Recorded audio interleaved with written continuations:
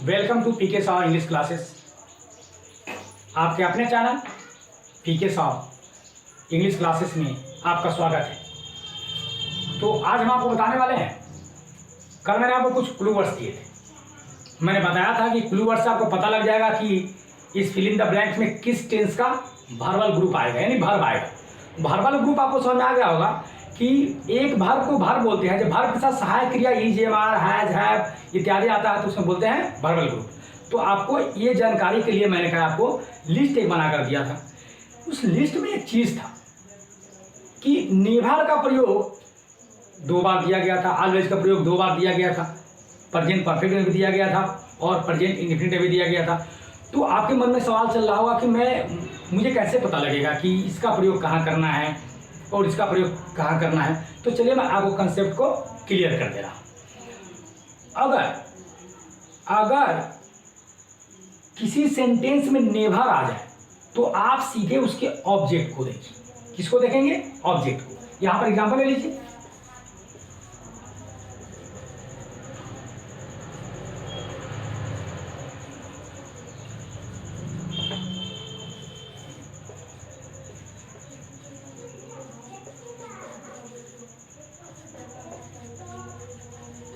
देखिए 2 सेंटेंस आपके सामने लिखा हुआ है, I never see the sea और I never go to cinema.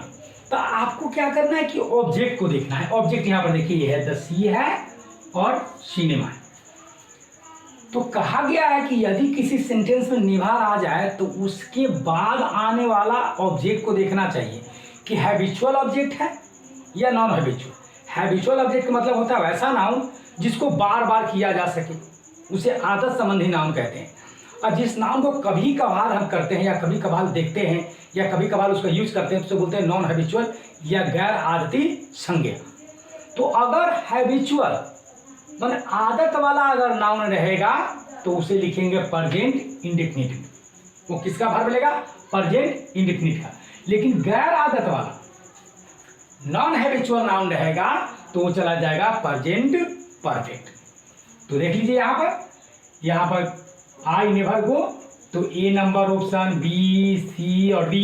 देखिए ए में दिया है गो, बी में दिया है गोज, सी में दिया है वेंट और डी में दिया है भी आपको हैज गॉन।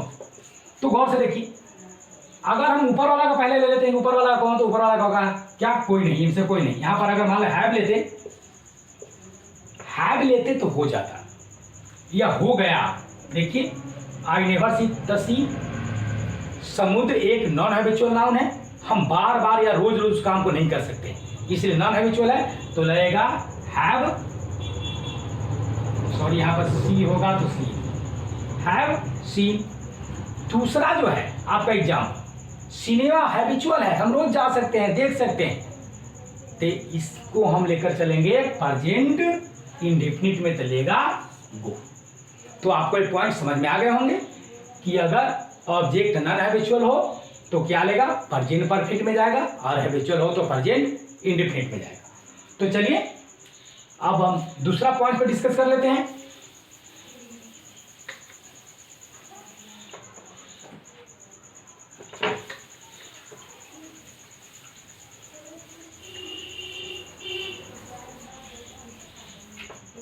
कहा गया है कि जब 2 या 2 से अधिक नाउन, 2 या 2 से अधिक सेंटेंस व्हेन से, टिल से, अनटिल से, इफ से, बिफोर से, एज सून एज से लिख देते हैं। जब 2 या 2 से अधिक वाक्य व्हेन से, टिल से, अनटिल से, बिफोर से, उसके बाद आपको आ जाए हम as soon as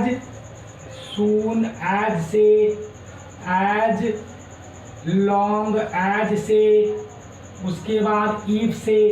अगर 2 या 2 से अधिक वाक्य अगर इन सभी शब्दों से जुड़ा हो और उसमें से एक फ्यूचर इंडेफिनिट हो तो इन शब्दों के बाद आने वाला टेंस हमेशा प्रेजेंट इंडेफिनिट में ही रहेगा। इसको आप लिख लीजिए 100%। मान लीजिए कि आई शैल गो वेन ही, यहां पर सीधे होगा कम्स।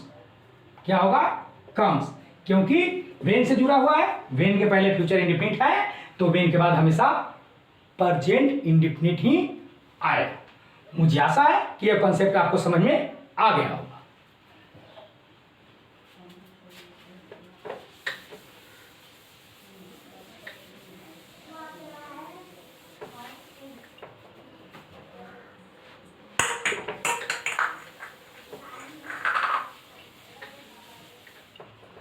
अब आते हैं अगली पॉइंट्स पर।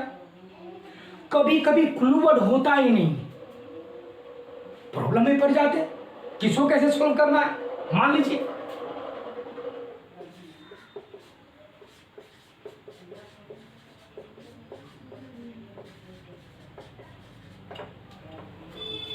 ऑप्शन में दे दिया ए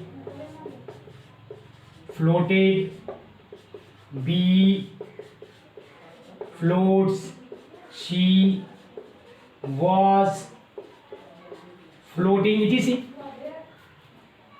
बोलो पी के सर तो बोले थे कि भाई क्लू वर्ड आएगा, इसमें तो क्लू वर्ड आया नहीं, कैसे करूं? तो पी के सर ही बताने जा रहे हैं तुम लोगों को भाई कि अगर क्लू वर्ड ना रहे तो भी सेंटेंस समझ में आ जाएगा। तो कैसे? तो देख लो, जनरल ट्रूथ है, जनरल ट्रूथ, यूनिवर्सल ट्रूथ हमेशा प्रेजेंट इंडिफिनिट में ही रहता है। जैसे मिल्क इज व्हाइट, क्या बोलते हैं? का पहले मिल्क ब्लू था, उसके पहले पीला रहा होगा, अब बाद में नीला होकर हरा हो जाएगा। ऐसा नहीं है। वाइल फ्लोट मतलब तैरना, वो आज ही पानी के सतह पर तैरता है, on the surface of water, पहले भी तैरता था और आने वाले फ्यूचर में भी तैरेगा। तो मेरा कहने का मेन पॉइंट क्या है कि यदि किसी सेंटेंस से यूनिवर्सल कॉन्सेप्ट, यूनिवर्सल ट्रूथ, विश्वव्यापी सच्चाई का बोध हो, तो इस सेंटेंस का रचना हमेशा प्रेजेंट इंडिफिनिट में ही होगा और हमेशा प्रेजेंट इंडिफिनिट का ही क्रिया लेगा। कीप इन माइंड, इसको आप याद रखिएगा। तो सही आंसर होगा फ्लोट्स। क्यों? क्योंकि वाइल अनकाउंटेबल नॉन सिंगुलर है, इसीलिए वर्ब को सिंगुलर हम करेंगे तो फ्लोट्स लगेगा।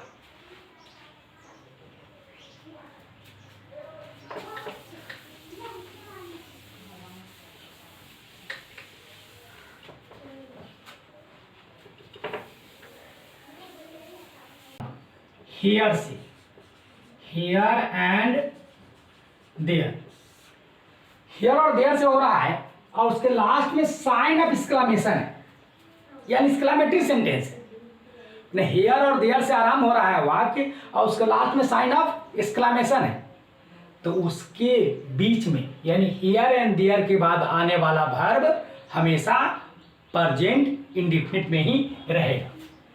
एग्जाम्पल देख लीजिए। Example, here comes Mohan, sign of exclamation, या there goes Mohan, sign of exclamation. तो याद रखिएगा, अगर वाक्य का नाम हियर या देयर से हो और उसके लास्ट में साइन ऑफ एक्सक्लेमेशन यानी एक्सक्लेमेटरी सेंटेंस हो, तो हियर या देयर के बाद हमेशा प्रेजेंट इंडिफिनिट का ही क्रिया आता है, वो भी सिंगुलर, वो भी किसमें? सिंगुलर। नेक्स्ट पॉइंट, एक और चीज है, जैसे एग्जाम में आ जाता है Newton be a brave man, Newton be a brave man.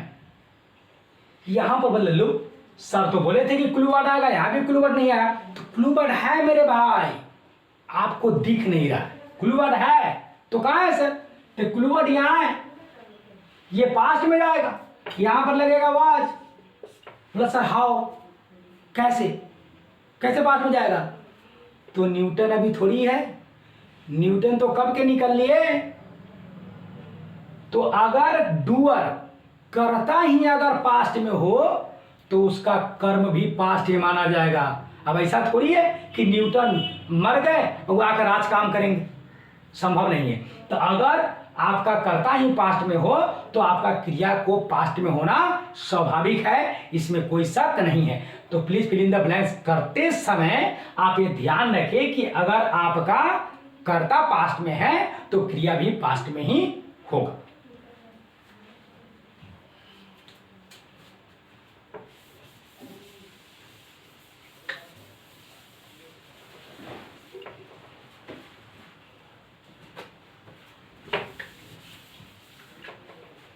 It is time, क्या इट इज टाइम, ज्यादातर देखिएगा it is high time, it is high time, it is time, आप देखते होइएगा। तो इसके बाद आने वाला tense it is time, it is half time इत्यादि के बाद आने वाला टेंस हमेशा पास्ट इंडेफिनिट में रहता है, पास्ट इंडेफिनिट में रहता है। तो it is high time we started playing, we started playing. तो याद रखें। उसके बाद अब एक और चीज देख लीजिए, यहां पर आपका इंपॉर्टेंट चीज है कि यदि दो वाक्य आपस में जुड़ा हो, जैसे मान लीजिए यहां पर point number next, he said I be coming, ये कंप्लेक्स सेंटेंस है। ये सेंटेंस को गौर से देखिए तो आपको पता लगा कि नरेशन है, ये डायरेक्ट स्पीच है। और जब इसको हम इनडायरेक्ट करेंगे है ना तो सीधे चेंज होता है, लेकिन एग्जाम में क्या करेगा, ये हटा देगा, ही सेड दैट दे देगा, जुड़ गया, ये जुड़ गया, अब इनडायरेक्ट हो गया। और आपको बोला कि आप इसमें बी के स्थान पर वर्ब लगाइए। तो याद रखिएगा कि बी के स्थान पर जब वर्ब लगेगा तो हमारा आर भी अगर पास्ट में है तो हमारा आर एस का टेंस भी पास्ट में जाएगा। तो इसके अनुसार आई के साथ यहां पर लगेगा वॉज, क्या लगेगा, वॉज। तो ये रहा आज के लिए, कल हम फिर मिलेंगे और कुछ एक्सेप्शन है, अपवाद है, उस पर हम कल डिस्कस करेंगे। Thanks for watching. देखिए, सब्सक्राइब कीजिए चैनल को, ज्यादा से ज्यादा शेयर कीजिए, ज्यादा लोगों तक पहुंचाइए। Thank you very much.